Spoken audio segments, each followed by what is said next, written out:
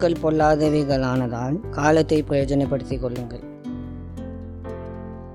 நாம் வாழ்ந்து கொண்டிருக்கும் இந்த காலகட்டத்தில் நாட்டில் நடக்கின்ற நிகழ்வுகள் எல்லாம் நமக்கு எதை உணர்த்துகிறது என்றால், நாம் ஆண்டவரின் சமூகத்தில் நேரத்தை செலவிடுவதிலும் பரிசுத்த வேதாகமத்தை வாசித்து தியானிப்பதிலும் முன் எப்பொழுதும் செய்ததை விட அதிகமான நேரத்தை செலவிடுவது மிகவும் அவசியமாக இருக்கிறது என்பதையே இந்த நாட்கள் நமக்கு உணர்த்தும் பாடமாய் இருக்கின்றது. அன்பின் ஆண்டவரே, சேனைகளின் கர்த்தரே, உம்மை துதிக்கிறோம். தகப்பனே, இந்த நாட்களில் உலகமெங்கும் நடக்கிற காரியங்கள் பயங்கரமானவைகளும் சமாதான குலைச்சலானவைகளுமாய் இருக்கின்றது.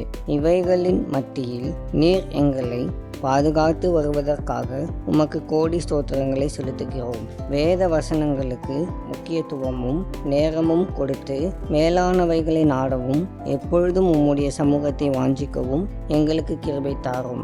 கர்த்தாவே, நீர் ஒருவரே எங்களை சுகமாய் தங்க பண்ணுகிறவராய் இருக்கின்றீர். எங்கள் நம்பிக்கையும் பாதுகாவலும் நீரே. இயேசுவின் மூலம் ஜெபிக்கிறோம் பிதாவே, ஆமேன்.